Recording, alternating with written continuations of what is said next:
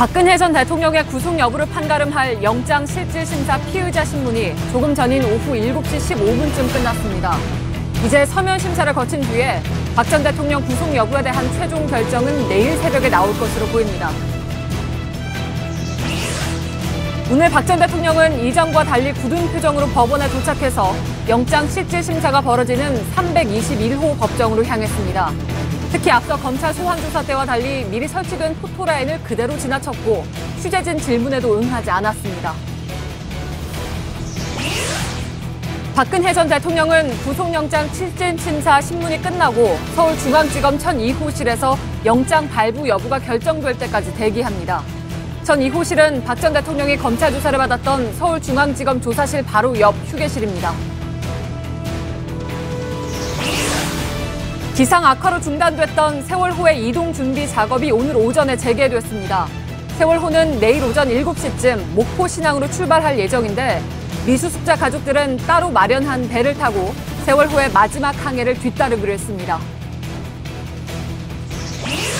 2007년 대선 전국을 뒤흔들었던 BBK 주가 조작 사건으로 8년간 복역한 뒤 출소한 김병준 씨가 오늘 새벽 미국으로 돌아갔습니다.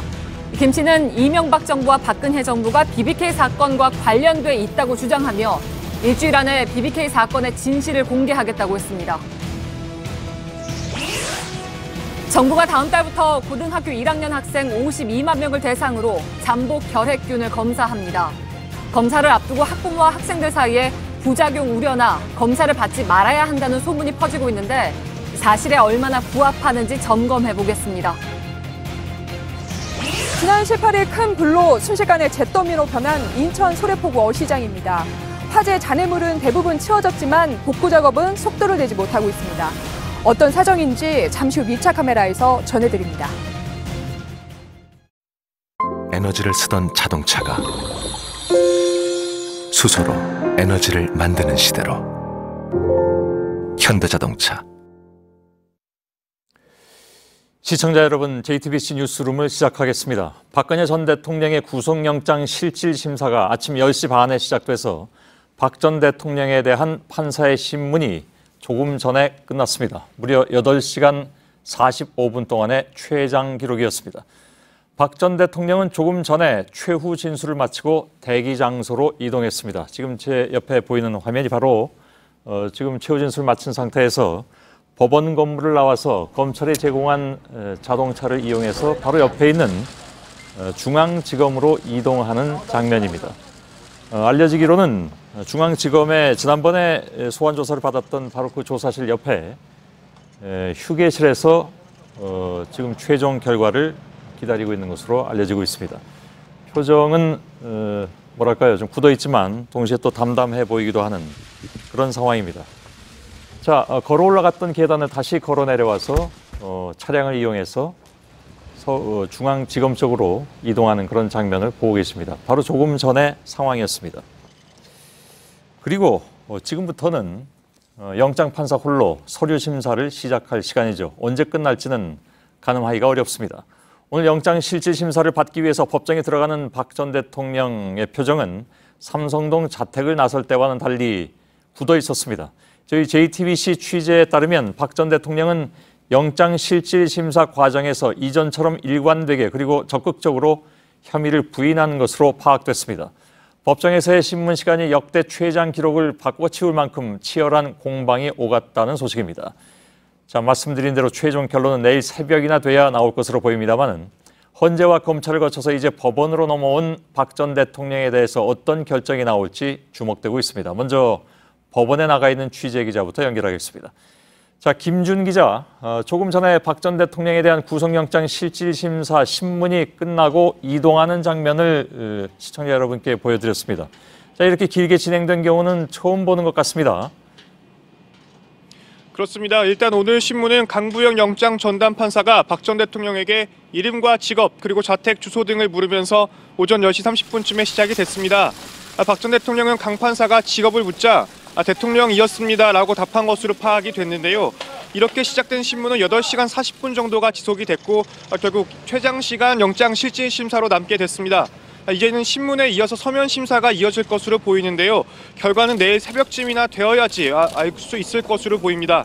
박 전 대통령은 오후 1시 6분부터 약 1시간 정도, 그리고 오후 4시 20분부터 약 15분 정도 이렇게 두 차례에 걸쳐서 휴식 시간을 갖기도 했습니다. 예, 휴식 시간 자체가 이렇게 길진 않았습니다만은 두 번이나 이렇게 휴정을 했다는 것은 그만큼 판사가 묻고 또 박 전 대통령이 대답할 것이 많았다, 이런 얘기겠네요. 그렇습니다. 앞서 이재용 삼성 부회장이 휴식 시간을 포함해서 약 7시간 30분 정도 실제 심사가 걸렸던 것과 비교를 할 때도 상당히 긴 시간이 걸렸습니다. 일단은 박 전 대통령의 혐의가 13가지, 그리고 구속영장 청구서의 분량이 약 92쪽으로 상당히 양이 많은 것도 영향을 준 것으로 보이고요. 또 박 전 대통령 측이 검찰 측의 주장을 일일이 반박하면서 시간이 오래 걸린 것으로 파악되고 있습니다. 예, 영장심사신문 때에는 지난번에 형사재판 때와는 달리, 그러니까 그 당시에 소환돼서 신문 받았을 때 그때와는 달리 변호인과 나란히 앉아서 상의를 할 수가 없는 것으로 알고 있습니다. 그럼에도 불구하고 아무튼 적극적으로 부인을 했다, 이런 얘기군요. 네, 박 전 대통령은 강 판사와 약 4m 정도 거리를 두고 마주 보고 앉는 피의자석에 앉았습니다. 그리고 양측면으로 한웅재, 이원석 부장검사 등 검사 6명과 유영하, 최명성 변호사 등이 앉았는데요. 변호인과 바로바로 상의를 하기에는 조금 어려운 구조입니다. 그렇지만 박 전 대통령이 본인이 스스로 검찰 측의 주장을 적극적으로 부인하면서 시간이 오래 걸린 것으로 확인되고 있습니다. 예, 검찰 측도 박 전 대통령 측의 대응 전략을 어느 정도 예상은 했을 텐데 어떻게 맞섰습니까? 네, 우선 검찰은 가장 중요한 혐의인 뇌물수수 혐의를 소명하는 데 주력을 했고요. 특히 대통령의 막강한 지위와 권한을 이용했다는 점, 그리고 일관되게 범행을 부인하고 있기 때문에 증거인멸이나 도주 우려가 있다는 점을 강조했습니다. 그리고 또 뇌물 공여자인 이재용 부회장이나 공범관계에 있는 최순실 씨에 대해서 구속영장이 발부된 것과의 형평성, 그리고 지금까지 확보한 증거들을 제시하면서 구속의 필요성이 인정된다는 부분을 강조한 것으로 전해지고 있습니다. 예. 지난번에 이재용 부회장의 구속 여부가 심사 다음 날 새벽 5시 30분쯤 나왔었습니다. 오늘도 상당히 결론이 늦게 나올 수 있을 것 같은데 경우에 따라서는 그 시간보다도 더 늦게 나온 것이 아니냐, 이런 예상도 있습니다. 지금 박 전 대통령은 어디서 결과를 기다립니까? 제가 아까 그 옆에 있는 지검의 10층이 될 거라고 얘기했는데 맞습니까? 네, 맞습니다. 박 전 대통령은 영장심사가 끝난 뒤 조금 전 바로 옆에 있는 서울중앙지방검찰청으로 이동을 했고요. 강 판사는 박 전 대통령에게 심사 결과가 나올 때까지 검찰청에 대기하도록 유치 장소를 결정을 했습니다. 내일 새벽 만약에 구속영장이 발부가 될 경우에는 박 전 대통령이 구치소로 이동을 하게 되고요. 만약에 영장 결과가 기각으로 나올 경우에는 삼성동 자택으로 돌아갈 것으로 보입니다. 예. 자, 지금 중앙지법에 나가 있는 김준 기자가 상황을 좀 자세히 알려드렸습니다. 구속영장 실질심사 신문을 마친 박 전 대통령은 말씀드린 대로 지금 서울중앙지검 바로 옆에 있죠. 그쪽으로 이동해서 10층에서 결과를 기다리고 있습니다. 검찰청을 바로 연결하겠습니다. 심수미 기자가 그 앞에 나가 있습니다. 자, 박 전 대통령이 조금 전에 검찰청사에 도착을 했죠. 들어갈 때 모습은 어땠습니까? 네, 박 전 대통령은 검찰청에서 제공한 차량을 타고 조금 전인 이곳 서울중앙지검 지하주차장으로 바로 들어갔습니다. 원래 법원 건물 밖을 나설 당시에 오늘 아침에 타고 왔었던 경호 차량을 타려다가 여성 수사관의 제지로 검찰 차량을 탔는데요. 영장실질 심사와 함께 이미 이 구인장이 발부가 된 상태이기 때문에 법원에 들어선 순간부터 피의자로 체포된 상태입니다. 그래서 개인적인 이 경호 차량을 탈 수가 이미 없었던 겁니다.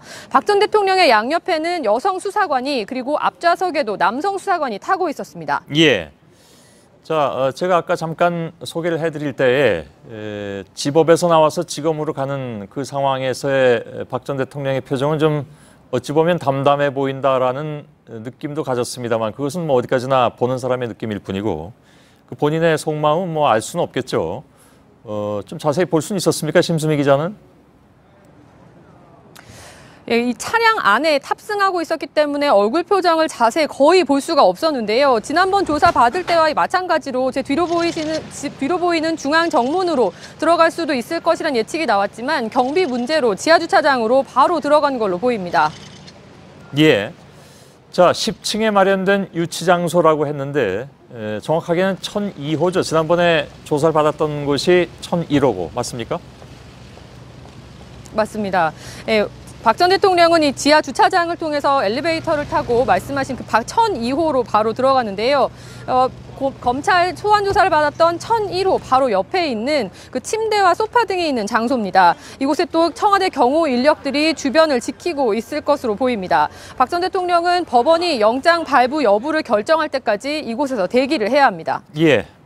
중앙지검 쪽에 나가 있는 심수미 기자, 잠시 후 2부에서 다시 한번 좀 상황을 점검해 보도록 하겠습니다. 박 전 대통령은 그동안의 혐의를 부인해 오면서 작년에 검찰 조사와 올해 특검 조사, 또 헌법재판소 변론까지 모두 불응한 바 있습니다. 그러나 결국 법원의 영장 전담 판사 앞에 서게 되었습니다. 그런데 오늘 박 전 대통령은 목소리를 높여 뇌물죄 등 주요 혐의를 적극 부인한 것으로 확인됐습니다. 파면에 의해서 영장까지 청구되는 상황에서 일관되게 부인 전략을 벌이지 않고 있는 상황인데요. 백종훈 기자의 보도입니다. 박 전 대통령은 오전 10시 30분 서울중앙지법 321호 법정에 들어섰습니다. 한웅재 부장검사 등이 먼저 구속 필요성을 설명하자 박 전 대통령과 유영하 변호인의 반론이 시작됐습니다. 특히 강부영 판사가 뇌물죄와 공무상 비밀누설 등에 대해 질문하자 박 전 대통령이 직접 나서서 혐의를 부인한 것으로 파악됐습니다. 특히 박 전 대통령은 미르와 K스포츠재단 출연금 모금과 관련해 높은 목소리로 사실이 아니라고 한 것으로 알려졌습니다. 자신을 범죄 혐의에 엮었다고 한 기존 주장의 연장선입니다.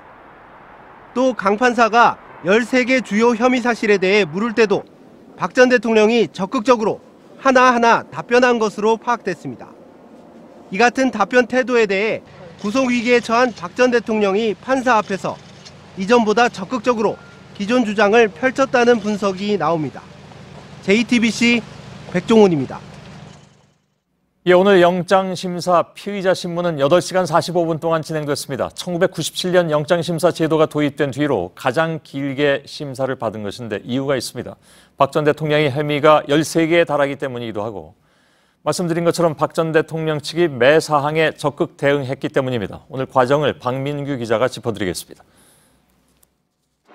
박근혜 전 대통령 영장심사는 두 차례 휴정을 거쳐 8시간 넘게 이어졌습니다. 1997년 제도가 도입된 이후 가장 오래 걸린 심사로 남게 됐습니다.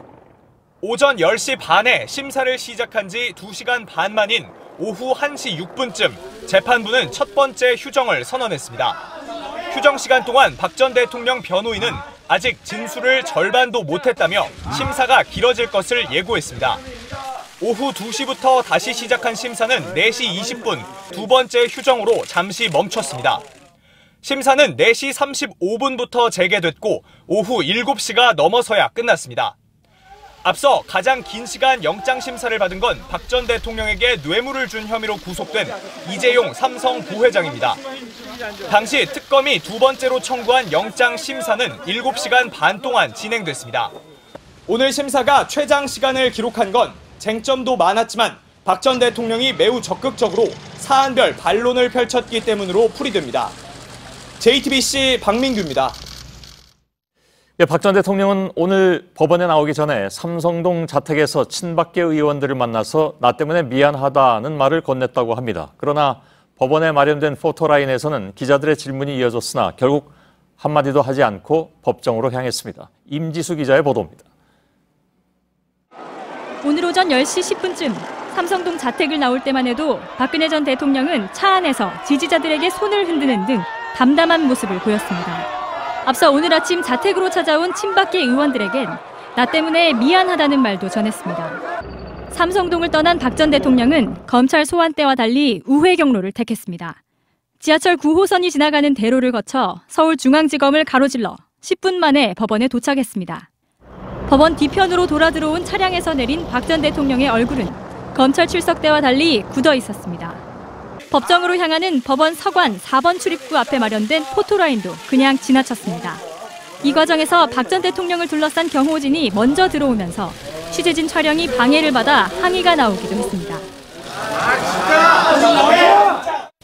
취재진은 어떤 점이 송구하냐, 세월호 인양을 보며 어떤 생각을 했느냐고 물었습니다. 어떤 점이 송구하십니까? 왜 그러면 인정하십니까? 하지만 박 전 대통령은 입을 굳게 다문 채 법원에 들어섰습니다. 지지자들에게만 미안하다는 말을 남긴 박 전 대통령은 끝내 국민에겐 아무 말도 남기지 않았습니다. JTBC 임지수입니다.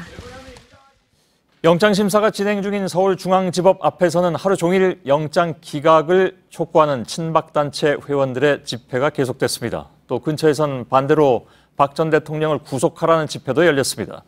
일부 청와대 참모는 직접 법원에 오는 방안을 검토했다가 포기하기도 했습니다. 유선의 기자입니다. 서울중앙지법 앞에 모인 친박단체 회원들은 과격한 발언을 쏟아냈습니다. 박근혜 대통령 구속하면 너희들은 다 죽는다. 앞서 오늘 오전까진 서울 삼성동 박 전 대통령 자택 앞에서 지지 집회를 열었던 200여 명이 법원 근처로 몰려와 집회를 이어간 겁니다. 영장 실질 심사가 길어지면서 집회는 갈수록 과격해졌고 일부 지지자들은 취재진에게 폭력을 쓰다 경찰에 연행되기도 했습니다. 근처에선 박 전 대통령의 구속을 촉구하는 집회도 열렸습니다.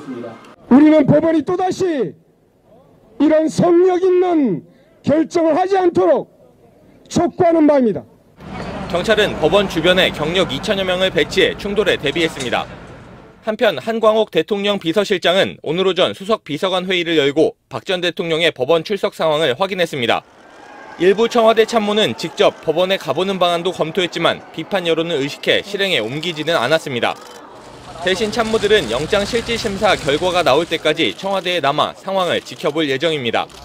JTBC 유선입니다. 오늘 박 전 대통령의 삼성동 자택 앞에 몰려든 친박 지지자들은 크게 격앙된 모습을 보였습니다. 오늘 자유한국당 친박계 의원 7명은 자택 안으로 들어가서 박 전 대통령을 만났습니다. 윤영탁 기자입니다. 아침 일찍부터 자택 앞에는 친박 지지자들이 몰렸습니다. 수십 명이 밤을 샜습니다. 박 전 대통령의 구속 반대를 주장하며 자택 앞 도로를 점거했습니다. 일부는 아예 길에 누웠습니다.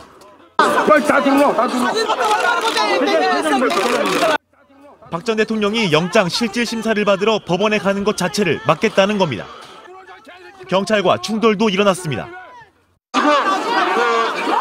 지금 차도에 누워 계셔서 일반 교통을 방해하고 있습니다. 경찰은 간신히 도로를 확보했고 자택 주변 100여 미터 인근을 모두 통제했습니다. 언론사 취재진을 향한 막말과 위협도 이어졌습니다. 오전 9시 30분 최경환, 윤상현 등 친박계 의원 7명이 침통한 표정으로 자택 앞에 나타났습니다. 이들은 안에서 박 전 대통령을 만났습니다. 오전 10시 10분쯤 박 전 대통령이 법원에 가기 위해 모습을 드러내자 자택 주변은 그야말로 아수라장이 됐습니다. 곳곳에서 비명과 울음소리도 들렸습니다.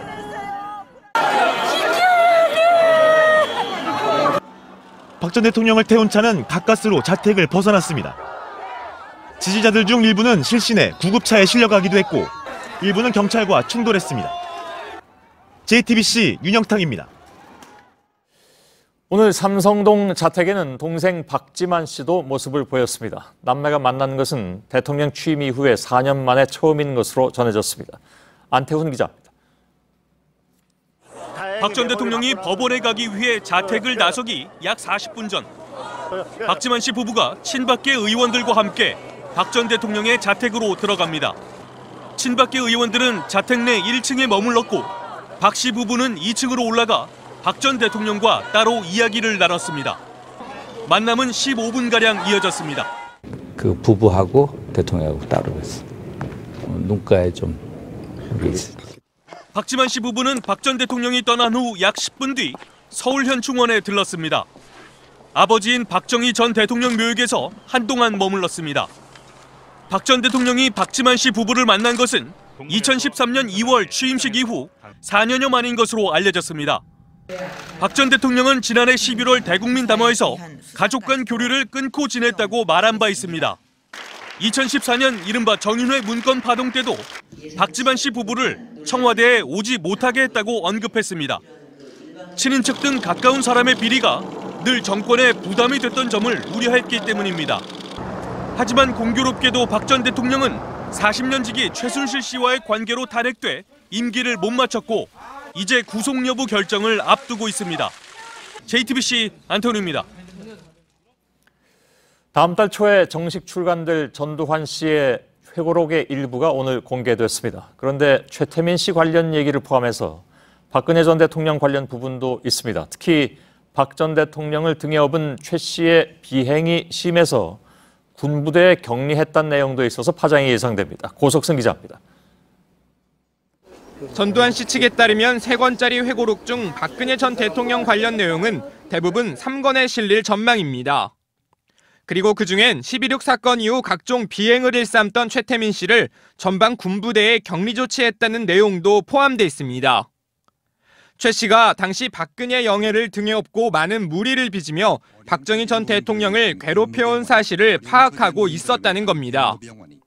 이어 전 씨는 최 씨를 따로 처벌하지 않은 이유를 설명하면서 그의 행적을 캐다가 박정희 전 대통령과 유족들의 명예에 손상을 줄까 우려했기 때문이라고도 주장했습니다. 회고록에선 박근혜 전 대통령에게 뭉칫돈을 전달한 사실도 다시 거론됐습니다. 김계원 당시 대통령 비서실장 방에서 나온 대통령 개인자금 9억 5천만 원을 전달했고 박근혜 전 대통령이 이 가운데 3억 5천만 원을 11.6 수사비에 보태라며 돌려줬다는 겁니다. 또 전 씨는 대통령직은 박 전 대통령의 여건과 능력으로는 무리한 욕심이라고 생각했다고도 평가했습니다. JTBC 고석승입니다. 자, 이제 내일 오전 7시면 세월호가 목포로 이동을 시작합니다. 공교롭게도 박 전 대통령의 구속 여부가 결정되는 시간과 세월호가 마지막 항해를 준비하는 시간이 맞닿을 가능성이 커졌습니다. 지금은 마지막 이동 준비가 계속되고 있다고 합니다.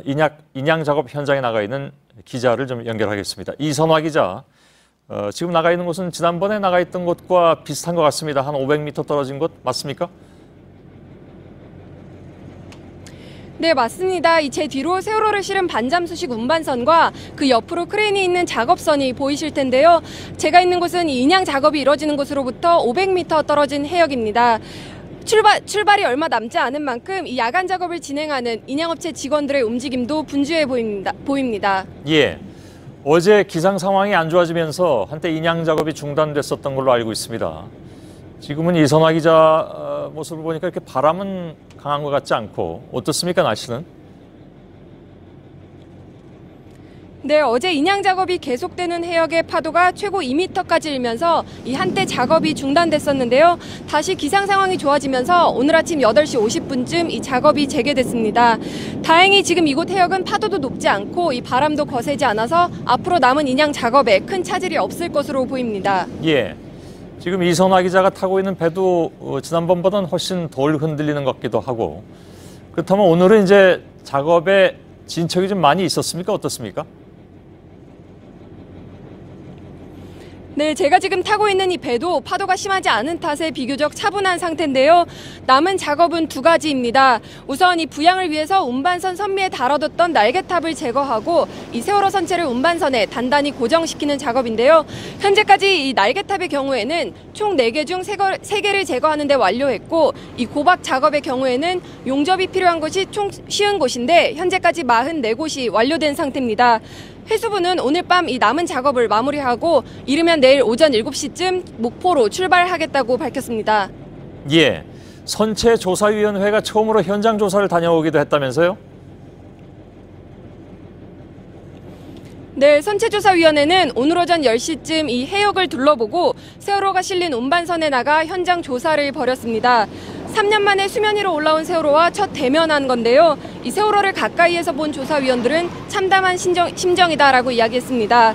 선체조사위원회는 이 다음 달 5일까지 미수습자 수습 방안을 마련해서 최종안을 확정해서 가족들과 면담을 가질 것으로 보입니다. 예, 세월호가 이제 내일 마지막 항해에 나서게 되면 물론 자력으로 가는 건 아니긴 합니다만은 아무튼 3년 동안 팽목항에서 기다리던 미수습자 가족들도 함께 그곳을 떠나게 되겠네요. 네, 일부 미수습자 가족은 이 어업지도선을 타고 세월호가 이동하는 경로를 따라서 8시간에 거쳐 따라갈 예정입니다. 나머지 가족들은 차를 타고 목포로 이동할 예정인데요. 이 내일 세월호가 올라올 거라는 소식에 가족들은 기대하는 모습을 보이다가도 끝까지 긴장의 끈을 놓지 않겠다라고 이야기했습니다. 예, 자, 이선화 기자는 지금 그 배로 미수습자 가족들과 함께 움직이게 됩니까, 내일 아침에? 네, 미수습자 가족들과 함께 움직이는 배는 이 해양수산부에서 기자단과 함께 움직일 예정이고요. 저는 이제 목포로 따로 차를 타고 이동할 예정입니다. 예, 알겠습니다. 이선화 기자가 현장에서 전해드렸습니다. 그런데 세월호가 무트로 올라오더라도 당장 수색을 시작하기 어려울 가능성이 커졌습니다. 절단이나 진입 자체가 힘들 만큼 선체가 부식됐다는 분석이 나왔습니다.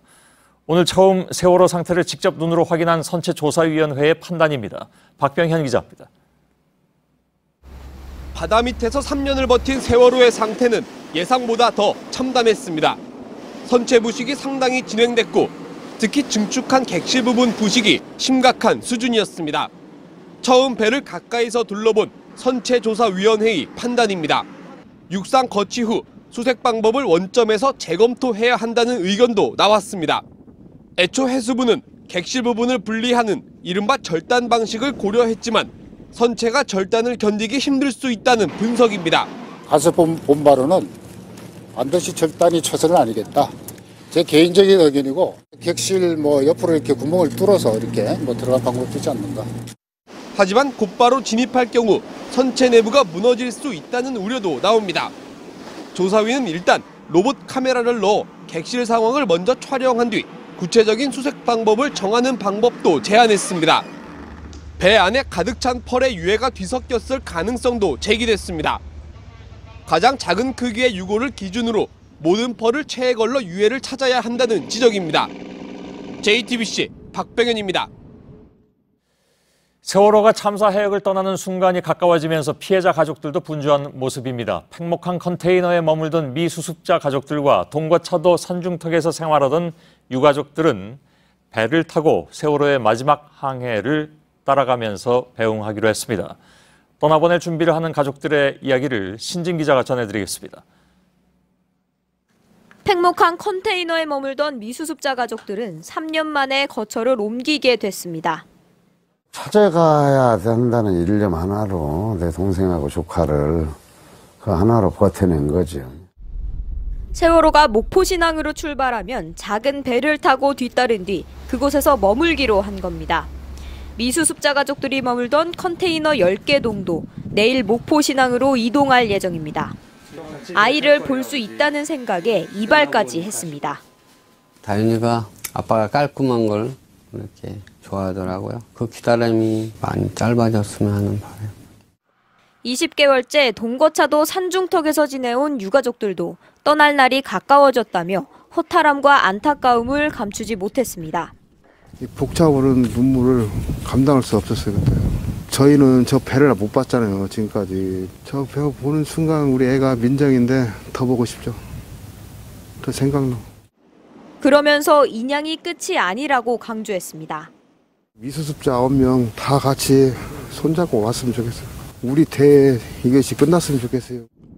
유가족들은 낚싯배를 빌려 타고 세월호의 마지막 항해를 뒤따르기로 했습니다. JTBC 신진입니다. 예, 저희 JTBC의 최순실 태블릿 PC 보도 그리고 그 밖에 세월호 관련 온갖 입에 담기 어려운 허위 사실 또한 가짜 뉴스들이 모여있던 신현희 강남구청장의 단체 카톡방 저희들이 어제 상세히 보도를 해드렸습니다. 오늘 경찰이 신 구청장의 집무실과 휴대폰을 압수수색했습니다. 이호진 기자입니다. 특검 수사 결과 발표를 하루 앞둔 지난 5일 신현희 강남구청장이 100여 명이 참가한 서울희망포럼 카카오톡 단체 대화방에 문재인을 꺾을 수 있는 절대적 자료라는 글을 퍼나릅니다. 세월호 참사 책임이 문 전 대표에게 있다는 가짜 뉴스였습니다. 이날 신 구청장은 500여 명이 참가한 국민의 소리라는 대화방에도 같은 글을 게시했습니다. 지난해 12월부터 최근까지 신 구청장이 100여 명과 500여 명이 속한 두 단체의 대화방에 올린 게시물은 확인된 것만 170여 개에 달합니다. 문재인 전 대표에 대한 비방글과 JTBC 태블릿 PC 보도가 조작됐다는 등의 가짜 뉴스였습니다. 오늘 서울지방경찰청 사이버수사대는 신현희 강남구청장의 집무실을 압수수색했습니다. 경찰은 신 구청장의 휴대전화도 압수한 것으로 확인됐습니다. 카카오톡 단체 대화방에 문재인 전 대표의 낙선을 목적으로 비방 및 허위 게시물을 지속적으로 올린 혐의입니다. 신 구청장은 최근 법적으로 문제될 것이 없다는 입장을 밝힌 바 있습니다. 하지만 문제가 불거지자 서울희망포럼 중앙회 대화방은 폐쇄됐습니다. JTBC 이호진입니다. 신 구청장뿐만이 아닙니다. 세월호 희생자들에 대한 막말과 허위사실 유포는 몇몇 극우 인사들에 의해서 지금 이 시간에도 이루어지고 있습니다. 대표적인 사례들을 전해드리겠습니다. 송우영 기자입니다. 우리가 바닷물에 쓸려갔을지도 모르는 그 몇 명을 위해서 수천억의 혈세를 써야겠습니까? 유해를 찾아 유가족이 되고 싶다는 미수습자 가족의 마음에 돈의 논리를 들이대고 진상 규명을 요구하는 피해자들에게는 마음 같아선 불도저로 밀어버리고 싶다며 이유 없는 증오를 쏟아냅니다. 박근혜 전 대통령 탄핵 반대에 앞장선 정미홍 전 KBS 아나운서가 지난 25일 친박 집회에서 한 말입니다. 북한이 세월호 참사 배후라는 주장도 나옵니다. 박희준 상지대 교수는 세월호 사건은 한국의 용공이 북한과 손잡고 일으킨 것이고 전교조 교사의 자백을 받으면 해결된다는 글을 학내 사이트에 올렸습니다. 정당의 대선 경선 후보도 세월호에 이념의 잣대를 들이댑니다. 자유한국당의 홍준표 경남지사는 인양을 좌파들이 정치에 이용할 것이라며 정치적 유불리의 관점에서만 세월호 참사를 바라보는 속내를 내비쳤습니다. 박근혜 정권이 세월호에 대한 언급 자체를 금기시하는 사이 퍼진 막말과 조롱은 참사 3년이 다 돼가는 지금도 계속되고 있습니다. JTBC 송우영입니다. 자, 대선은 이제 40일 남았습니다. 민주당은 문재인 전 대표의 대세론이 커지는 가운데 오늘 마지막 경선 토론을 가졌습니다. 문재인 전 대표는 벌써 경선 뒤를 신경 쓰는 듯 했지만 안희정 지사와 이재명 시장은 어떻게든 결선 투표로 이어가겠다는 전략이었습니다. 이희정 기자입니다. 문재인 전 대표는 다른 경쟁 후보들을 안고 가겠다고 했습니다. 제가 만들고자 하는 정부는 우리 더불어민주당 정부입니다. 우리 후보님들도 다 함께 참여하고 박문수 시장, 김부겸 의원 다 함께 하는. 경선 뒤 다른 후보 지지층의 이탈을 염려하는 듯한 모습입니다. 안희정 지사는 대연정 시에 총리까지 내줄 수 있다고 밝혔습니다. 그러면서 문 전 대표에 대한 견제를 계속했습니다. 많은 분들이 문재인 후보님 캠프에 합류하고 계십니다. 그분들이 실질적으로 당을 장악하게 될 터인데 그렇게 되면 집권 여당은 청와대에 또 거스기로 잘 나가지 않을까요? 이재명 시장은 최성 시장에게도 화살을 돌렸습니다. 최 시장이 사실상 문 전 대표를 대신해 안 지사와 이 시장을 공격하고 있는 것 아니냐는 겁니다. 호위무사 표현 너무 과했다면 이해하시기 바랍니다. 그러나 여전히 팀플레이라고 하는 점은 분명히 맞는 것 같습니다. 안희정 지사와 이재명 시장은 이전보다 서로에 대한 공격을 자제하는 분위기였습니다. 문재인 전 대표의 과반 득표를 막기 위해서는 다른 후보가 선전하는 게 유리하기 때문입니다. 민주당은 내일 영남에서 세 번째 경선을 치릅니다. 영남이 끝나고 나면 수도권만 남습니다. JTBC 이희정입니다. 각 당의 경선 결과가 속속 발표되면서 여론조사 표심도 변화가 있는 것 같습니다. 오늘 발표된 리얼미터 여론조사 결과 국민의당 안철수 전 대표가 10개월 만에 2위 자리로 올라섰습니다. 안의근 기자입니다. 리얼미터 여론조사 결과 문재인 전 대표가 35.2%로 1위, 안철수 전 대표가 17.4%로 2위를 기록했습니다. 안 전 대표는 지난주보다 4.8%포인트 올랐고 같은 조사에서 2위에 오른 건 10개월 만입니다. 대신 안희정 충남지사는 5.1%포인트가 빠지며 3위로 밀렸습니다. 안희정 지사가 민주당 경선에서 이렇다 할 성과를 내지 못하면서 안 지사의 지지층 일부가 안철수 전 대표 쪽으로 이동한 것으로 보입니다. 게다가 안 전 대표가 국민의당 경선에서 큰 표 차이로 앞서 나가면서 컨벤션 효과도 거뒀습니다. 저는 항상 지지율에 일희일비하지 않습니다. 어떤 나라 만들겠다는 말씀을 드리고 거기에 따라서 국민의 평가를 겸허하게 받는 그런 자세로 일하고 있습니다. 하지만 여전히 문재인 전 대표에겐 크게 뒤져 있습니다. 오자 가상 대결에선 문 전 대표가 43.9%로 1위, 안 전 대표는 21.0%로 2위를 기록했습니다. 안 전 대표는 방금 전 개표가 끝난 대구, 경북, 강원 권역 경선에서도 득표율 72.41%로 1위를 차지하며 4연승을 이어갔습니다. 경선에는 11,000여 명이 참여했습니다. JTBC 안의근입니다.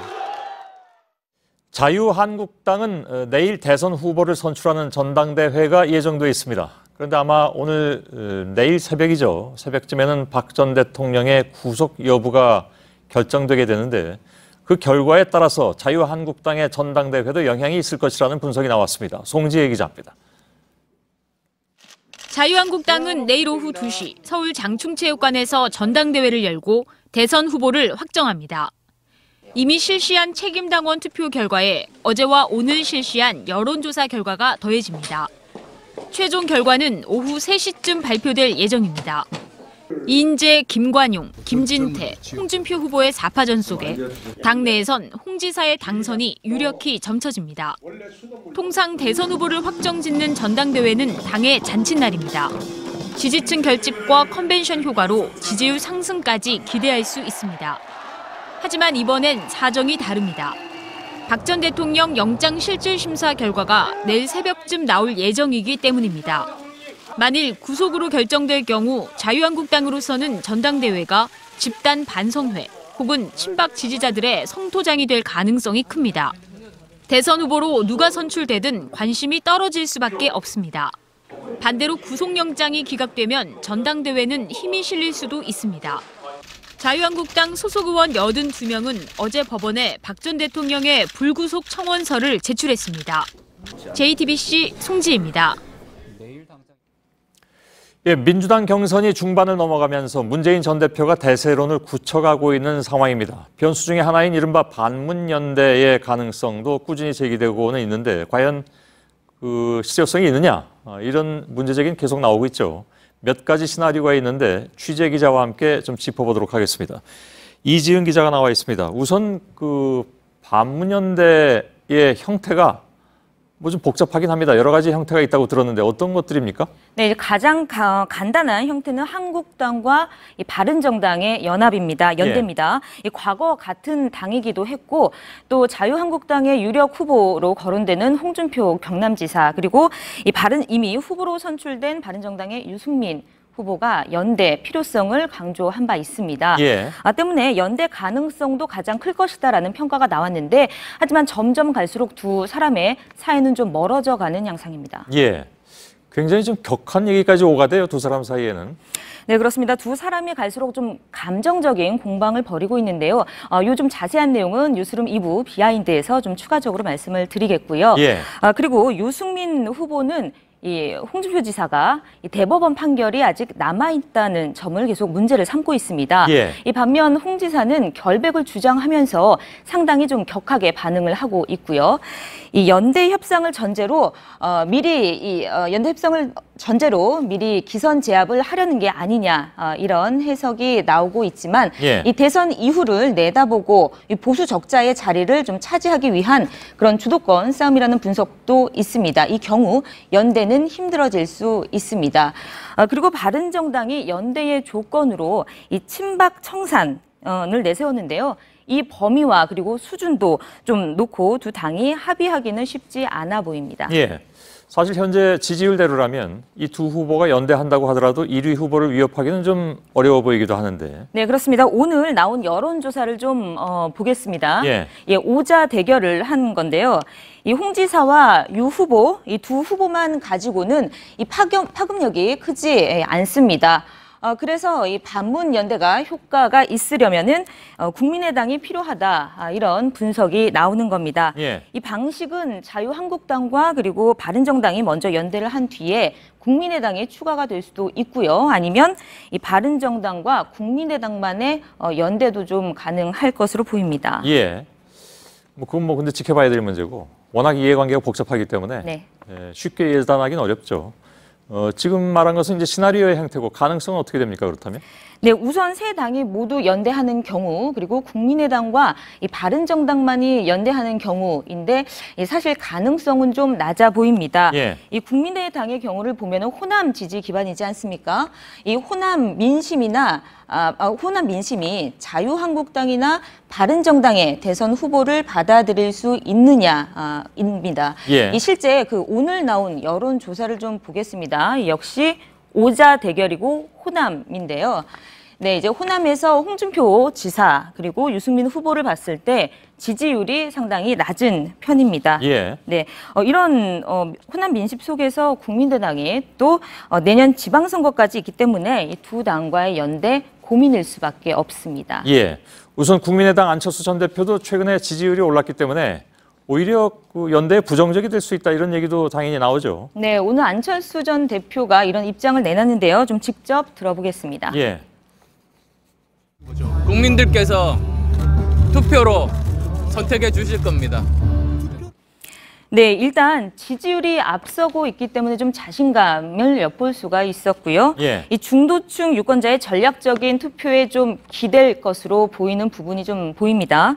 때문에 후보 연대라기보다도 다른 후보들의 좀 일방적인 지지 선언을 요구할 수 있는 상황이고요. 예. 그리고 이 때문에 보수층 적자를 좀 원하는 유승민 후보가 이 연대에 참여할 가능성도 낮습니다. 예. 김종인 전 대표가 연대를 위해서 다음 주쯤에 대선 출마를 한다.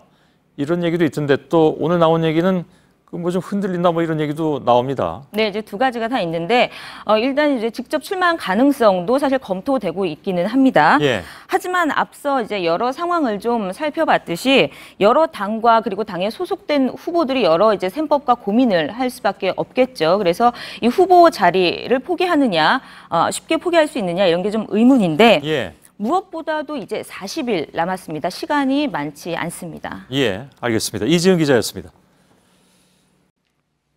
대선 경선 과정에서 4당의 후보들은 여러 차례 토론회를 가졌습니다. 그런데 살펴보니까 각 당별로 경선 토론의 특색이 있다고 하는군요. 최수연 기자가 짚어봤습니다. 더불어민주당은 동지애를 강조해왔습니다. 우리는 동지이고 또 한 팀입니다.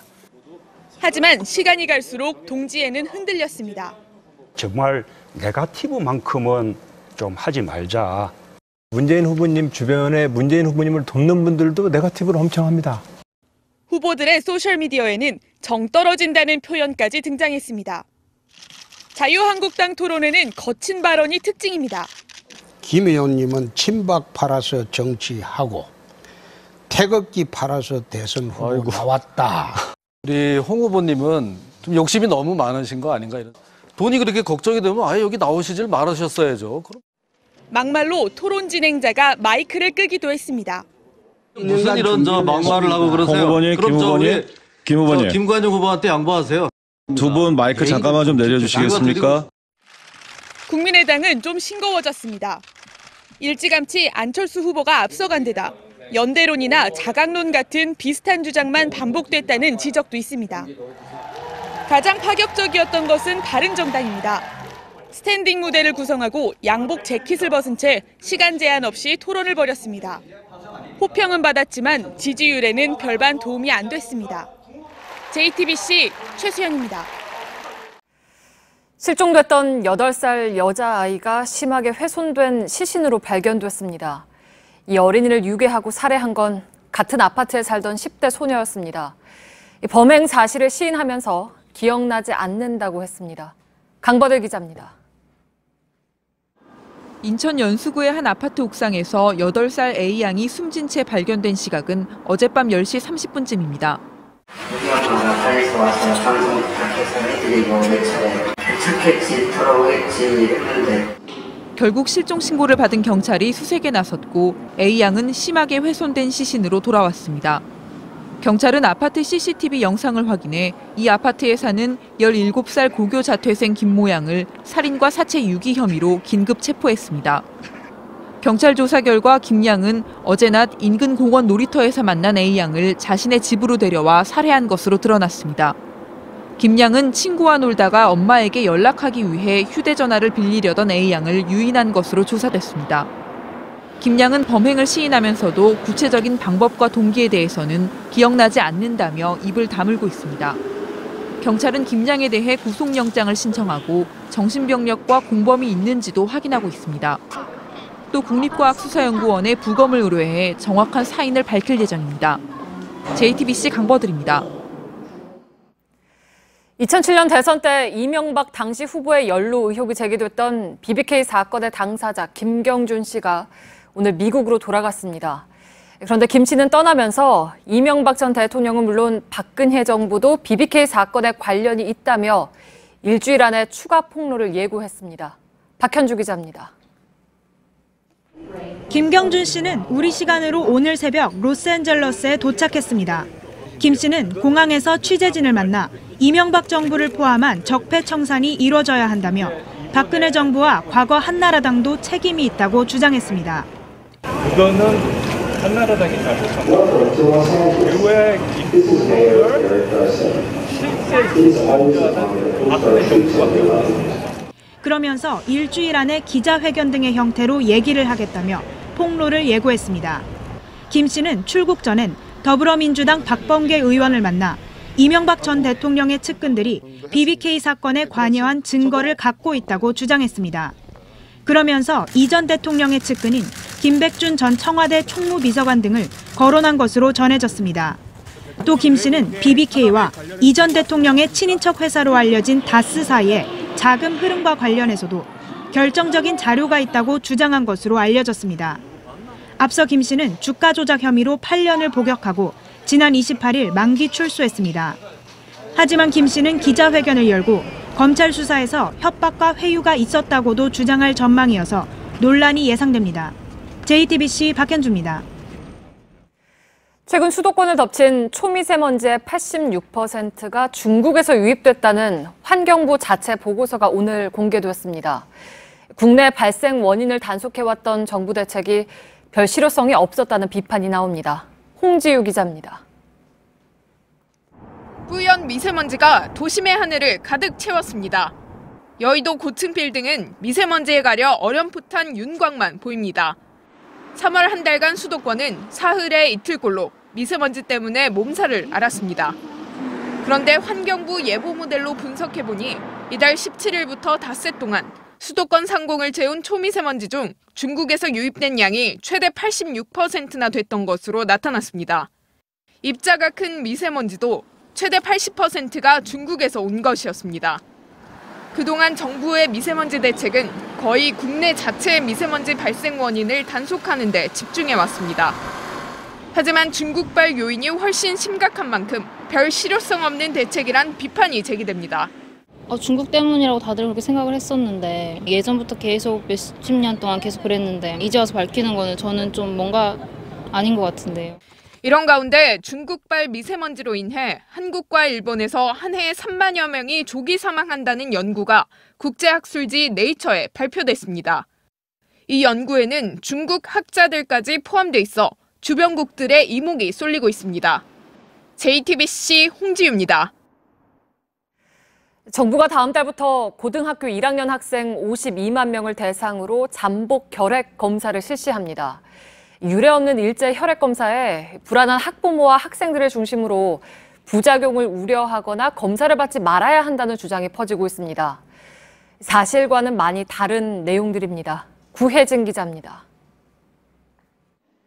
인터넷에서 10,000번 이상 공유된 게시물입니다. 고등학교 1학년을 대상으로 하는 잠복결핵 검사를 받으면 안 된다는 글입니다. 일제히 피를 뽑는 것이 수상쩍다. 치료에 부작용이 많다는 등의 내용인데 대부분 사실과 다릅니다. 정부가 잠복결핵 전수조사에 나선 건 OECD에서 압도적 1위인 결핵 발병률을 낮추기 위해서입니다. 통계적으로 잠복결핵 보균자 중 10% 정도만 활동성 결핵으로 발전하지만 한 번 발병하면 치료 기간도 길고 전염력도 강하니 잠복 단계에서 예방하자는 겁니다. 활동성 결핵은 폐 엑스레이로 진단할 수 있지만 잠복 결핵은 피 검사를 해야 합니다.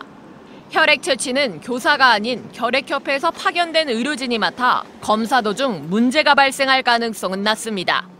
잠복 결핵 치료제가 간에 큰 무리를 준다는 우려도 나오지만 최근 도입된 신약은 이런 부작용을 낮췄습니다. 또 활동성 결핵을 치료하려면 최소 6개월은 독한 약을 먹어야 하지만 잠복 결핵 치료제는 석 달간 12번만 먹으면 됩니다. 그래도 원치 않는다면 치료를 거부할 수도 있습니다. 보건당국은 고등학생의 결핵 양성률을 2% 수준으로 추정하고 있습니다. JTBC 구혜진입니다. 미국 의회가 중국을 겨냥한 이른바 중국 제재법 심의를 속전속결로 처리하기 시작했습니다. 북한 대신 엉뚱하게 한국을 제재하고 있다면서 미국도 가만히 있지 않겠다는 뜻을 밝힌 겁니다. 최병건 특파원입니다. 미 하원 외교위원회가 대북 제재 현대화 법안을 발의한 지 8일 만에 통과시켰습니다. 이름은 대북 제재법인데 실제 내용은 중국 제재법입니다. Pyongyang is using increasingly sophisticated techniques to evade existing sanctions, including through dealings with middlemen and other countries. 북한의 제재 회피를 돕는 조력자로 사실상 중국을 공개 지목한 겁니다. 이 법은 그래서 북한 파견 노동자를 쓰는 중국 기업의 미국 내 자산을 동결하는 초강경 제재를 담았습니다. 북한 선박을 성실히 검색하지 않으면 중국 배의 미국 입항을 금지시키는 보복 조치까지 포함시켰습니다. China's decision to punish South Korea is not only regrettable, it's inappropriate. Frankly, China is sanctioning the wrong Korea. 외교위는 북한 테러 지원국 재지정 법안도 처리했습니다.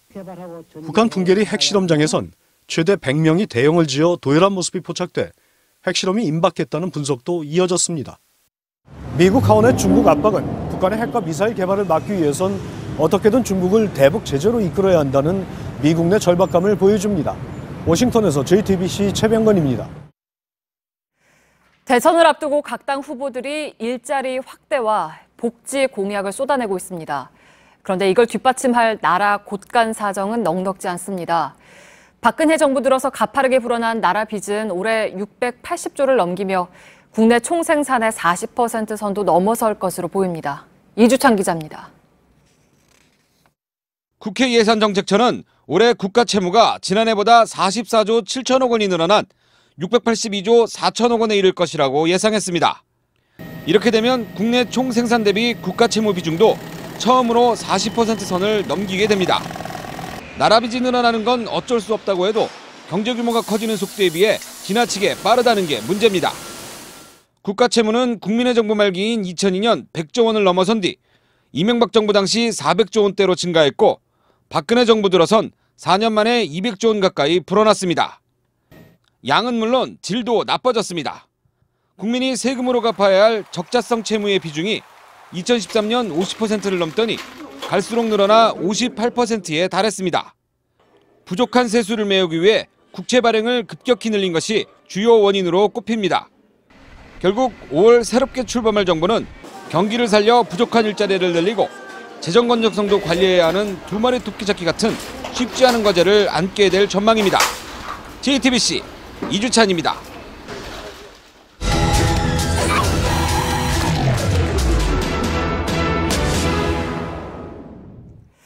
인천 소래포구 어시장에 큰 불이 난 지 2주가 다 돼갑니다. 화재 잔해물 대부분이 치워지긴 했지만 상인들은 영업을 하지 못하고 있는데요. 복구 작업이 사실상 멈춰선 현장에 밀착 카메라가 다녀왔습니다. 박소연 기자입니다. 지난 18일 큰 불이 난 인천 소래포구 어시장입니다. 좁은 공간에 수백 개의 좌판이 다닥다닥 붙어 있고 화재 예방 시설도 부족해 대형 화재로 번졌습니다. 다시 찾은 화재 현장 곳곳에는 그날의 흔적이 남아 있었습니다. 화재 열기에 화장실 표지판이 이렇게 구겨져 버렸습니다. 바로 옆 소화기암 유리 표면에는 이렇게 기포가 생겼는데요. 그 당시 화재 상황을 짐작토록 합니다. 이쪽 건물 외벽에는 안내판이 있었던 걸로 추정이 되는데 보시는 것처럼 녹아내렸습니다. 가건물 내 한 좌판에서 시작한 불은 바로 옆 식당 20곳에도 옮겨 붙었습니다. 홀에 끓림 있는 거는 다 다시 해야 되니까 인테리어 다시 다 들어가요. 불은 수산물을 팔던 좌판 330여 개 가운데 70%인 230여 개를 삼켜버렸습니다. 소래포구 화재 현장에 나왔습니다. 저쪽 횟집 외벽은 불에 타 검게 그을렸고 간판은 비스듬하게 내려앉았습니다. 제가 서 있는 곳은 어시장 좌판이 있었던 곳인데 가건물을 지탱했던 각종 철골 구조물이 불에 타 현재 철거 작업이 한창입니다. 지자체는 빠르면 한 달 안에 영업을 재개하겠다고 발표했습니다. 그런데 어찌된 일인지 어시장은 복구 작업에 손도 못 대고 있습니다. 어시장에 쌓여있던 화재의 잔해물들은 모두 치워졌습니다. 하지만 복구 작업에는 전혀 속도를 내지 못하자 답답한 마음에 상인들은 이곳에 모였고 한켠에는 대책본부까지 꾸려졌습니다. 복구 작업이 늦어지는 이유는 불이 난 곳이 개발 제한 구역으로 모두 무허가 시설물이기 때문입니다. 정부와 지자체는 개발 제한 구역을 풀어 어시장을 합법적인 테두리 안에 편입시키는 방안을 논의 중입니다. 이 일대를 국가 어항으로 승격하는 방안도 내놓았습니다. 하지만 구체적인 계획이 나오기까지는 상당한 시일이 걸릴 것으로 보입니다.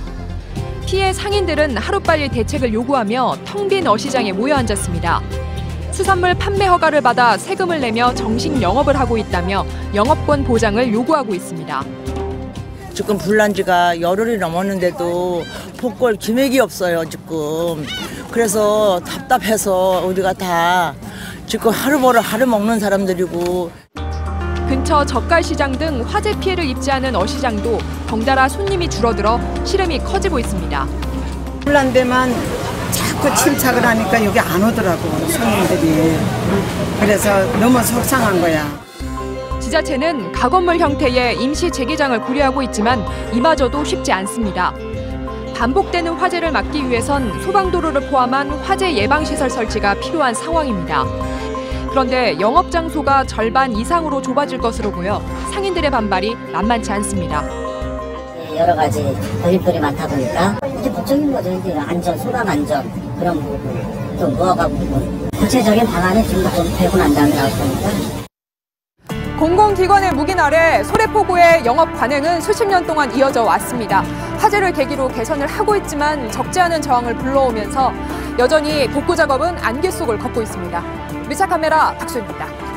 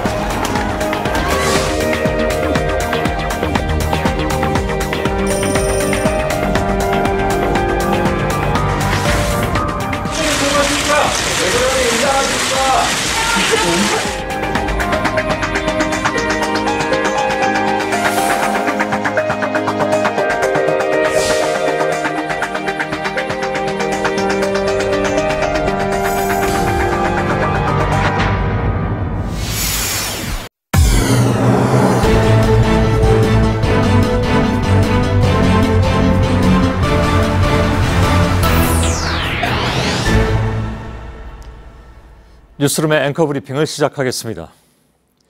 그해 봄날 라디오 음악 프로그램을 만드는 이들의 사이에서는 마치 불문율과도 같은 규칙이 있었다고 합니다. 세월이란 글자가 들어간 노래는 반드시 피할 것. 바다라는 단어가 들어가는 노래 역시 마찬가지였습니다. 사람들의 마음은 모두 같았을 겁니다. 시인 역시 가라앉다라는 단어를 한동안 쓸 수 없었다고 고백했습니다. 감히 손 내밀 수 없는 단어, 발음할 때마다 손이 저리는 단어였기 때문이었습니다. 어떤 말은 듣는 이들에게 위안을 가져다 주지만 또 다른 말은 그 단어를 사용하는 것만으로도 듣는 이들에게 고통과 슬픔을 가져다 주기도 한다는 것. 그래서였을까?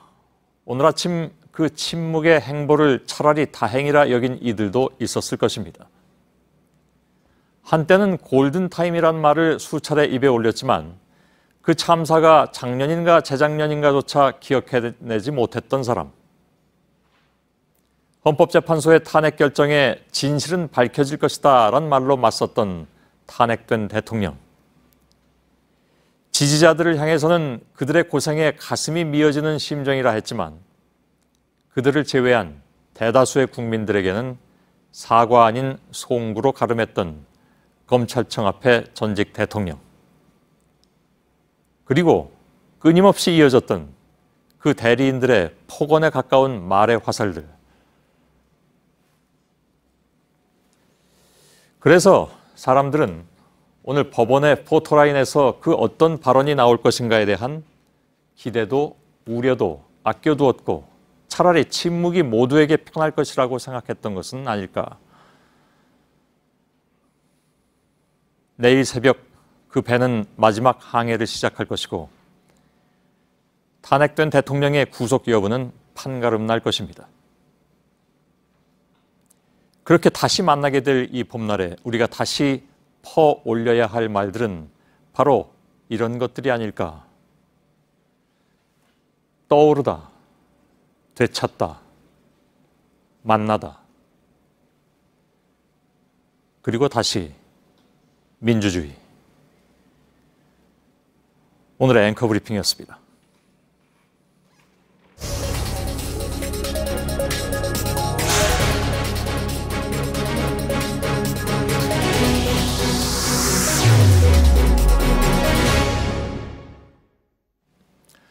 박근혜 전 대통령이 오후 7시 15분쯤 구속영장 실질심사 심문을 마치고 현재 서울중앙지검에서 결과를 기다리고 있습니다. 9시간 가까이 진행돼서 역대 최장으로 기록된 오늘 심문 과정부터 다시 한번 좀 정리를 해드린 뒤에 박 전 대통령이 머물고 있는 검찰청을 역시 연결해서 현재 상황을 좀 들어보겠습니다. 먼저 법원 취재기자 연결되어 있습니다. 김준 기자, 신문은 조금 전에 끝났습니다. 지금은 서류 심사가 이어지고 있는데 어떤 상황입니까? 들은 바로는?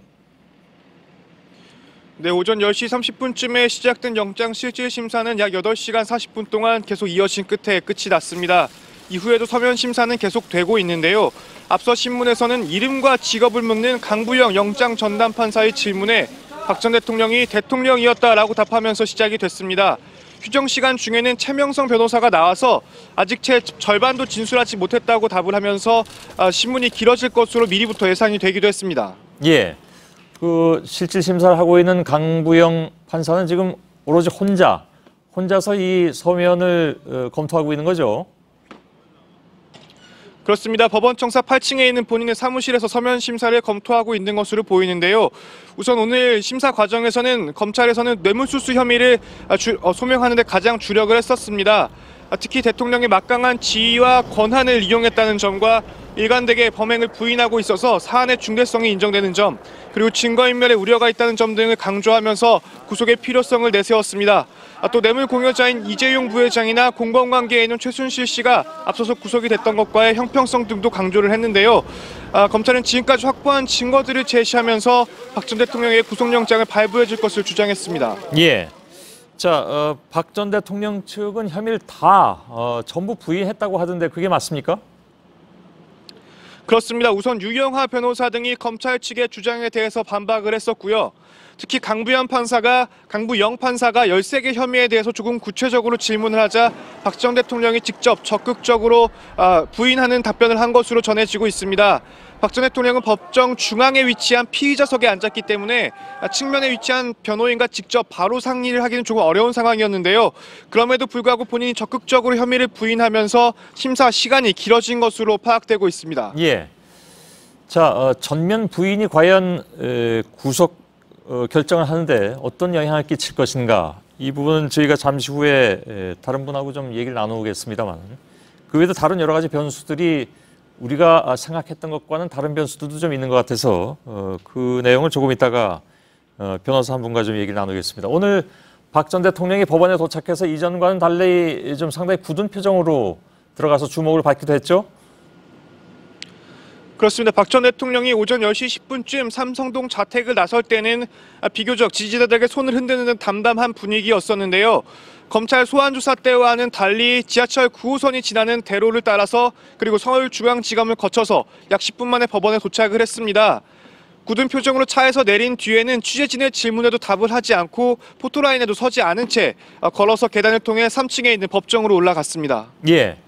서류 심사 뒤에 최종 결론은 언제쯤 나오게 될까? 이건 뭐 사실 우문일 수도 있습니다. 당연히 내일 새벽일 테고, 문제는 지금 24시간 구류할 수 있기 때문에 오전 10시 반 전에는 끝나야 됩니다. 물론 지금 예상으로는 그 전에 나올 걸로 예상은 됩니다만은 글쎄요, 10시 반 가까이 갈 것이냐, 어떻게 봐야 됩니까? 네, 일단은 실질 심사 시간도 오래 걸렸지만 서면 심사에도 상당한 시간이 걸릴 것으로 예상이 되고 있습니다. 이재용 삼성 부회장의 경우에는 새벽 5시 반쯤에 결과가 나왔었는데요. 그때와 비교를 해보더라도 내일 새벽 동틀 무렵이 되어야 나올 가능성이 높다, 이런 추측이 나오고 있습니다. 내일 새벽 박 전 대통령에 대해서 구속영장이 발부가 될 경우에는 바로 구치소로 이동을 하게 되고요. 기각이 될 경우에는 삼성동 자택으로 돌아갈 것으로 보입니다. 예. 자, 사실 이 모든 것은 추측일 수밖에 없습니다. 일부 전문가에 따라서는 뭐 아침 10시 반 다 돼서 나올 가능성도 얘기하는 사람이 있으니까요. 알겠습니다. 김준 기자였습니다. 그러면 박 전 대통령이 지금 결과를 기다리고 있는 서울중앙지검을 연결하겠습니다. 심수미 기자가 지금 그 앞에 나가 있습니다. 자, 법원은 중앙지검 내 유치시설 이렇게 결정했습니다. 통상적으로는 구치감을 떠올리게 되죠. 대개 지검의 지하에 있는 것으로 알고 있는데 그것이 아니라 지금 이제 침대가 있는 1002호, 10층에 있는 1002호 유치시설에 해당이 된 겁니까? 결과적으로는? 네, 그렇습니다. 원래 별도의 방이었던 이 1001호와 그리고 1002호를 개조를 해서 하나의 특별조사실로 만든 것이었고 이 부분에 대해서 오늘 검찰은 별도의 유치시설이라고 표현을 했습니다. 그런데 용도를 구분하느라 많은 언론이 1002호를 편의상 이 휴게실이라고 표현을 합니다만 사실 하나의 조사실로 좀 봐야 되는데요. 그동안 주요 피의자의 경우 검찰청 내 조사실에서 영장실질심사 결과를 기다린 경우가 종종 있었습니다. 물론 형사소송법에서 정한 유치시설에 해당하느냐까지는 좀 더 확인이 필요하겠습니다. 예. 다만 이 1995년 노태우 전 대통령의 경우 당시 영장실질심사 제도가 없긴 했었지만 법원이 청구받은 영장에 대해서 그 발부를 하기까지 약 5시간 넘게 노 전 대통령은 그 대검 특별조사실에서 그 결과를 기다렸습니다. 예. 자, 지금 뭐 상당수의 경우가 처음 있는 경우이기 때문에 유치시설에 대한 개념 정리도 또 다시 해야 되는 그런 상황이 벌어지는 것 같은데 일단 알겠습니다. 근데 구치소에서 영장 결과를 기다린 전례를 보면 이제 구치소 규정에 따라서 수의로 갈아입는 그런 상황 아니겠습니까? 근데 여기는 그렇진 않겠죠. 네, 구치소는 간단한 신체 검사와 함께 반드시 수의로 갈아입어야 하는 규정이 있는데요. 검찰청 조사실은 그런 절차는 없습니다. 예. 그리고 오늘부터 체포된 피의자 신분이라고 했습니다. 체포 상태는 내일 오전 10시 반까지입니까? 예, 맞습니다. 그 검찰이 구속영장을 청구하면 법원은 해당 피의자에 대해서 구인장을 발부를 합니다. 법정에 들어선 순간부터 이제 체포된 상태의 피의자인데요. 형사소송법상 이 영장 심사를 위해서는 24시간까지만 구인하도록 되어 있기 때문에 아무리 늦어도 내일 오전 10시 30분까지밖에는 체포할 수 없습니다. 예. 그리고 아까 그러니까 이제 최후 진술까지 마치고 즉 신문을 마친 다음에 중앙지법에서 중앙지검으로 지금 있는 그곳으로 올 때 경호 차량을 타지 못했다고 알고 있습니다.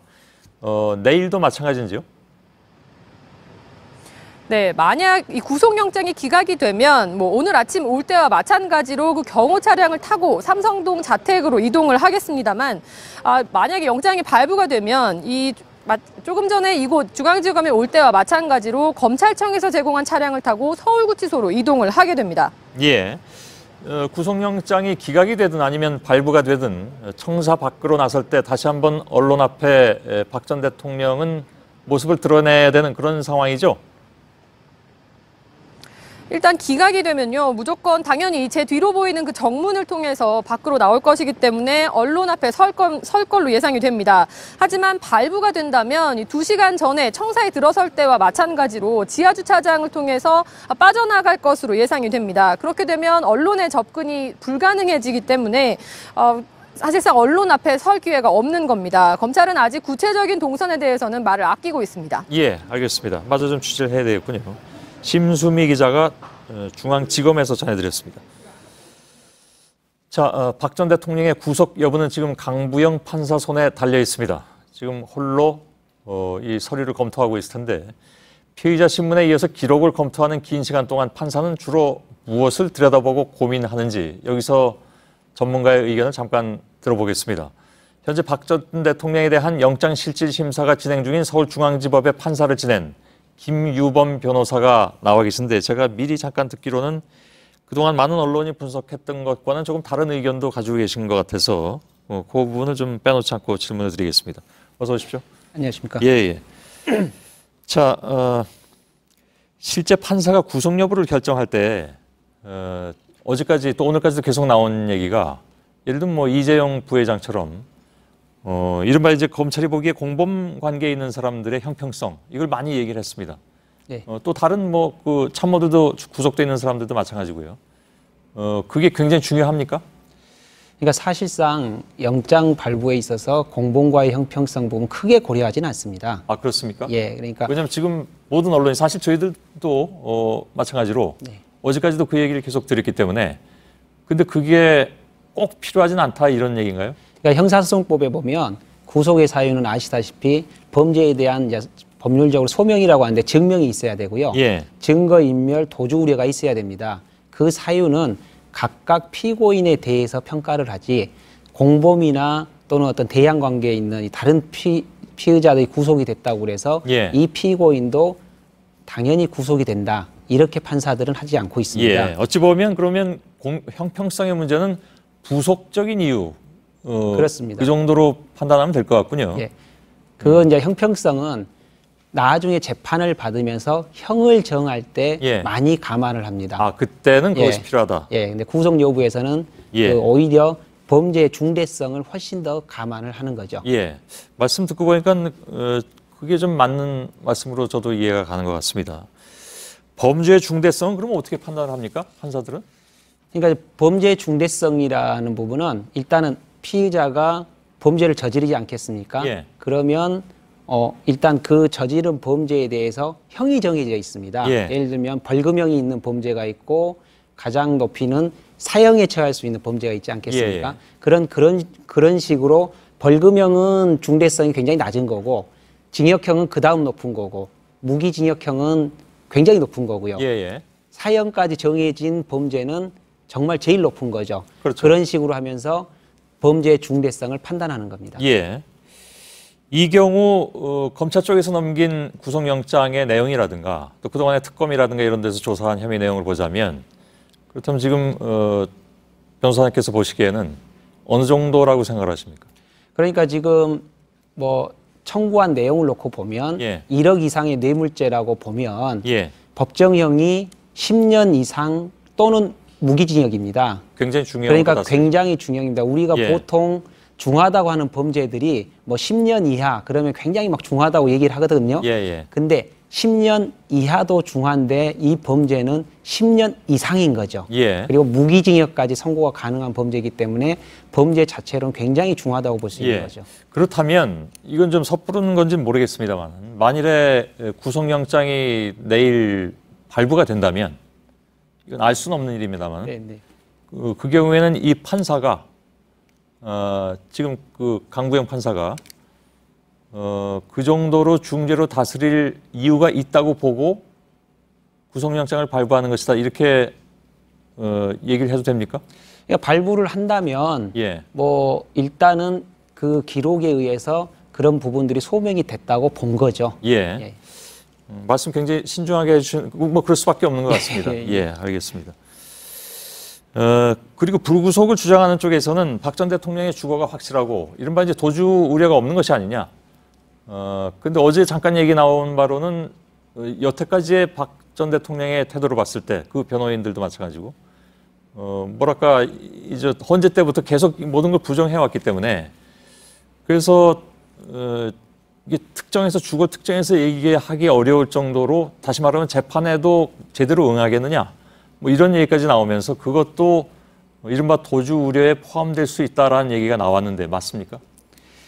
그러니까 주거가 확실하다고 해서 도주 우려가 없다고 볼 수는 없습니다. 예. 그게 이제 아까 말씀드린 범죄의 중대성이 크면 이게 중대한 범죄를 저지르면 왜냐하면 그게 나중에 재판에서 유죄가 인정이 되면 형이 높게 무기징역까지 선고되지 않겠습니까? 그러면 일반적인 사람은 도망을 가게 돼 있습니다. 그렇기 때문에 그런 점들을 다 감안해서 구속영장을 발부를 하고 과거에도 주거는 그러니까 사실 따지고 보면 그 하여튼간 이재용 회장님 같은 경우도 예. 주거는 확실하지만 범죄의 중대성이나 여러 가지 사안을 보고서 영장이 발부된 거거든요. 예. 그렇기 때문에 뭐 한 요소로만 도주 우려가 없다 그렇게 예. 얘기할 수는 없는 겁니다. 알겠습니다. 한 가지만 더 궁금한 걸 질문드리겠습니다. 네. 오늘 박근혜 전 대통령은 이렇게 나온 얘기에 따르면 전면 부인한 것으로 얘기가 나오고 있습니다. 네, 네. 전면 부인을 할 경우에 그것이 구속영장 발부하고 연관이 될 수 있습니까? 그러니까 보통 사람들이 생각하기에 자백을 하면 불구속이 많이 되고 예. 부인을 하면 구속이 많이 된다 이렇게 하는데 그런 일반적인 원칙은 없습니다. 그런데 분명한 것은 부인을 하면 사실상 죄를 부인하는 거기 때문에 도주 우려가 좀 더 많고 예. 증거인멸의 우려가 많다고 보는 거죠. 예. 이게 범죄가 소명이 된 걸 전제로 하면. 예. 그러니까 영장으로만 놓고 보면 자백을 하는 경우가 부인하는 것보다는 영장 기각률이 좀 더 높은 거죠. 예. 알겠습니다. 그 판사들의 얘기를 이렇게 들어보면 정말 법대로만 어찌 보면 모르겠습니다. 그게 기계적으로 비춰질 경우도 있는데 이런 경우 판사는 꼭 그렇게 기계적으로만 법전에 의해서만 혹은 사례에 의해서만 그렇게 판단합니까? 질문이 어렵습니까? 그러니까 이제 사실은 판사들이 할 때 지금 우리 강 판사님도 예. 혼자서 모든 걸 하겠지만 뭐 예. 지금 사실 이제 이분의 성향이라든 여러 가지를 봐야 되는데 예. 어떤 결정을 하더라도 혼자서 하는 경우는 사실 드뭅니다. 그러니까 옆에 조언을 구하고 예. 여러 가지 하면서 하기 때문에 그걸 제가 뭐 딱 뭐라고 말씀드리기가 알겠습니다. 어렵습니다. 예. 김유범 변호사였습니다. 고맙습니다. 예, 감사합니다.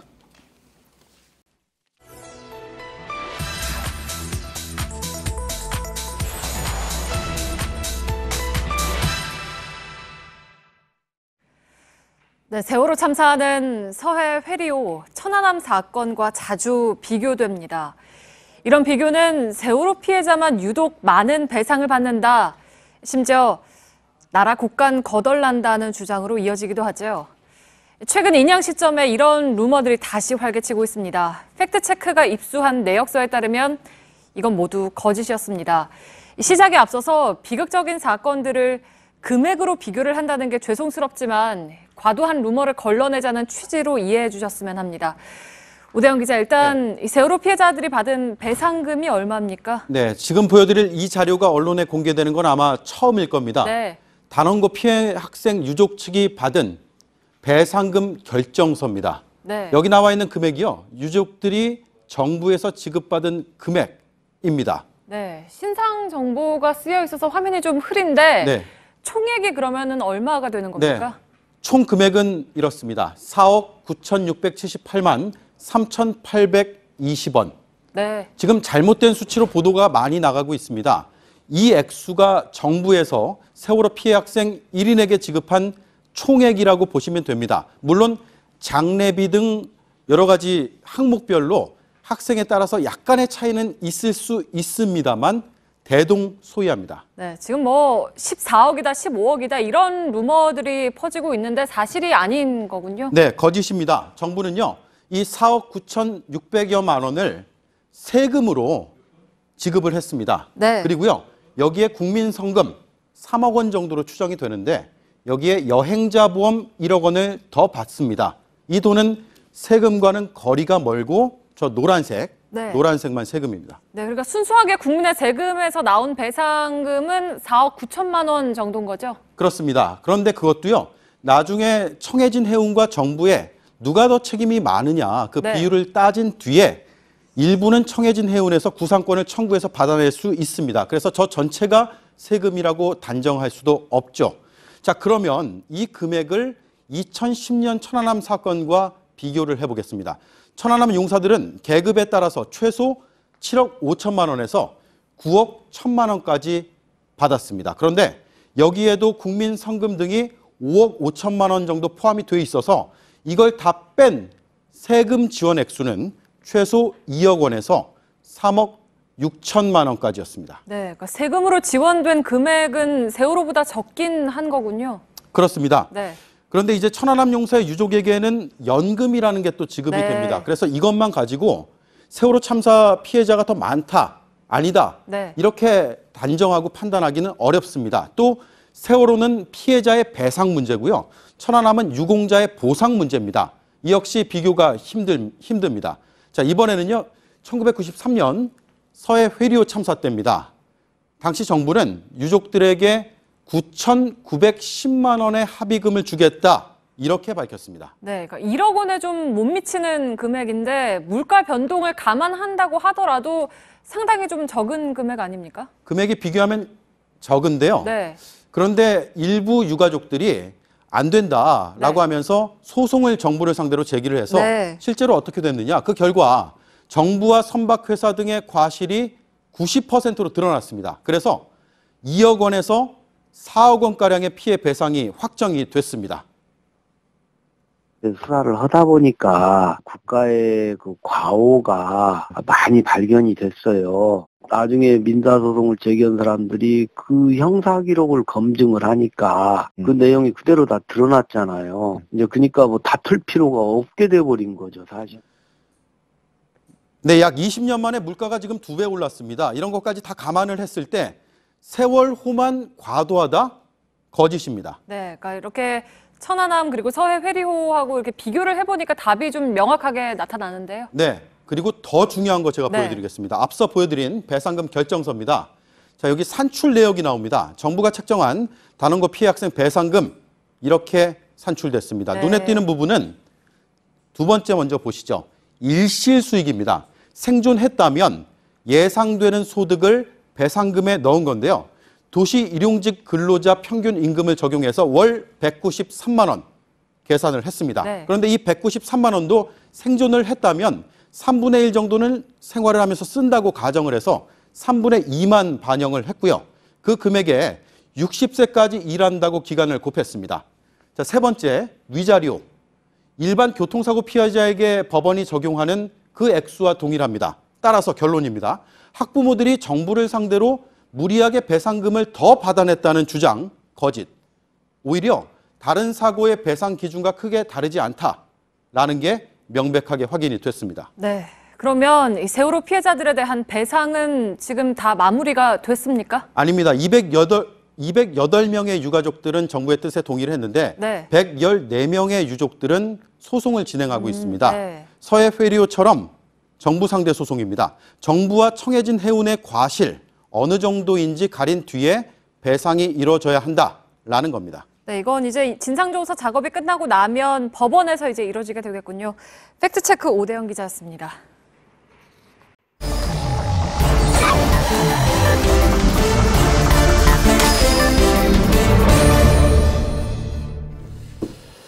예, 비하인드 뉴스 시작하겠습니다. 이성대 기자가 나와 있습니다. 어서 오세요. 첫 키워드를 열겠습니다. 네, 첫 번째 키워드입니다. 대통령과 6억 원. 예, 오래된 얘기죠. 예, 전두환 회고록에서 박 전 대통령에게 현금 6억 원을 준 사실 확인되면서 다시 한번 관심을 받고 있는데 이 문제는 박 전 대통령이 대선에 출마할 때마다 발목을 잡았던 아킬레스건입니다. 예, 2007년에 한나라당 경선 때부터 이게 본격적으로 불거졌는데 박 전 대통령도 이 부분은 인정을 했잖아요. 그렇습니다. 당시 스스로 전두환에게 생활비 명목으로 6억 원을 받았다라고 인정을 했습니다. 특히 이런 얘기가 나온 그 질문을 보시면 그 질문자가 당시에 박 전 대통령이 9억 원을 받은 뒤에 3억 원을 돌려준 얘기가 있다라고 했더니 아니다. 6억 원을 받았을 뿐이고 3억 원을 돌려주진 않았다라고 얘기를 했습니다. 근데 전 씨는 지금 자기 자서전에서 9억 5천을 줬더니만 3억 5천을 되돌렸다고 얘기했기 때문에 이 부분은 좀 약간 사실관계가 좀 다른 측면은 있습니다. 예. 어쨌든 6억 원을 받았다는 건 뭐 공통적으로 확인이 된 것 같은데 지난 대선에서도 이 문제가 논란이 되니까 그때는 사회 환원을 약속한 바가 있었고요. 그렇습니다. 지난 대선에서는 TV토론에서 이런 약속을 했는데 직접 한번 들어보시죠. 예. 좀 배려하는 차원에서 이렇게 해주겠다 할 때 뭐 경황이 없는 상황에서 또 그거는 받았습니다. 그러나 저는 자식도 없고 또 아무 그런 그 어떤 가족도 없는 상황에서 나중에 그것은 다 사회에 환원을 할 것입니다. 하지만 예. 야당에서는 사회 환원이 아니라 국고 환수를 해야 된다고 계속 공세를 이어갔어요. 그랬더니만 당시 박근혜 캠프의 김성주 공동선대위원장이 하루아침에 길바닥에 앉은 불쌍한 소녀 가장이 돈을 받은 게 무슨 문제냐 이런 식으로 발언을 해서 또 논란이 일기도 했었습니다. 예. 아시듯이 당시 박 전 대통령은 20대 후반으로서 소녀라기보다는 성인이었기 때문이었고요. 예. 또 전시 회고록에 보면 이런 내용도 나옵니다. 자, 박 전 대통령이 남긴 MBC 지분이나 유경재단 같은 것들을 모두 유족들에게 줬다. 본인으로서는 자녀들에게 본인이 해줄 수 있는 일들을 성의껏 해줬다라고 적어놨습니다. 예. 먹고 살기 막막한 소녀 가장들과는 좀 거리가 멀었던 셈입니다. 상당히 멀었죠. 예. 유경재단은 뭐 나중에 또 분쟁까지 일어나고 뭐 그랬습니다만은. 알겠습니다. 다음 키워드는요? 두 번째 키워드 보겠습니다. 시작은 창대했지만 끝은 미약하다. 성경 구절을 좀 거꾸로 해본 건데 자유한국당의 임명진 비대위원장 이제 내일 사임을 앞두고 있는데 임명진 비대위원장 체제를 가리키는 분석으로 써봤습니다. 자, 오늘 마지막 비대위를 주재했는데 이 자리에서 인적 청산을 못한 게 아니라 안 한 거다 이렇게 밝혔습니다. 예. 본인도 인적 청산이 제대로 되지 않았다는 걸 인정한 그런 셈으로 읽힙니다. 근데 사실 시작할 때는 굉장히 강력한 그런 인적 쇄신을 얘기하지 않았었습니까? 근데 끝나는 시점에선 발언이 굉장히 달라졌네요. 그렇습니다. 말이 좀 많이 변했다는 지적들이 나오고 있는데요. 자, 먼저 올해 초에 비대위원장을 막 시작할 때 이렇게 얘기를 했습니다. 인적 쇄신 반드시 완수해야 된다. 국민이 그만했으면 됐다라고 할 때까지 해야 된다라고 얘기를 했습니다. 하지만 오늘 마지막 비대위에서는요. 인적 청산을 할 필요가 없다. 인적 청산 못한 게 아니라 안 한 거다라고 얘기를 했습니다. 자, 과연 어느 국민이 이제 그만하면 됐다라고 했는지 의문이 든다는 지적이 나오고 있고요.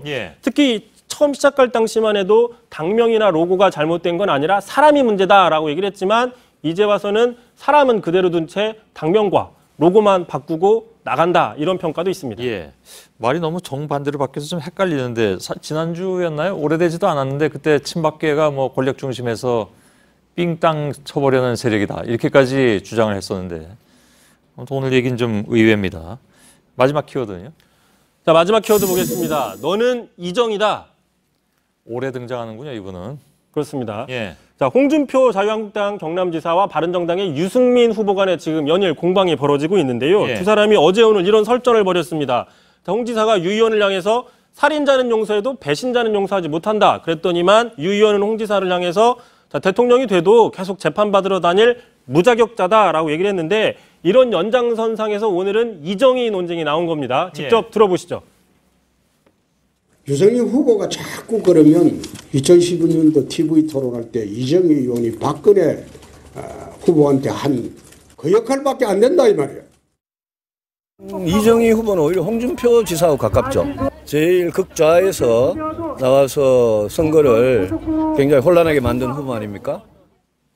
예, 당시에 뭐 아무튼 논란이 됐던 토론 장면이긴 합니다만 2012년 재선 토론에서 이정희 전 의원이 박근혜 당시 후보에게 했던 말, 박근혜 후보를 떨어뜨리려 나왔다.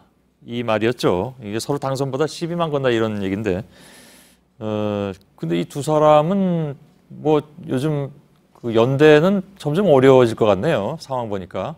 뭐 보수 단일화 이야기도 나오긴 하는데 지금 보면 계속 양측의 감정의 골이 점점 깊어지고 있는 데다 한국당 내 친박 세력들이 여전히 존재하기 때문에 이 어떤 보수 단일화가 가능하겠느냐 쉽지 않다는 전망들 좀 더 커져가고 있습니다. 예, 알겠습니다. 비하인드 뉴스였습니다. 이성대 기자였습니다. 네, 내일과 모레 전국에 5에서 20mm 비 소식이 있습니다. 세월호가 목포까지 이동하는 서부 남해안에도 비가 예보돼 있고 물결도 조금 높아지겠습니다. 예. 자, 뉴스를 이어서 마치겠습니다. 저희들은 내일도 최선을 다하겠습니다. 여러분 고맙습니다.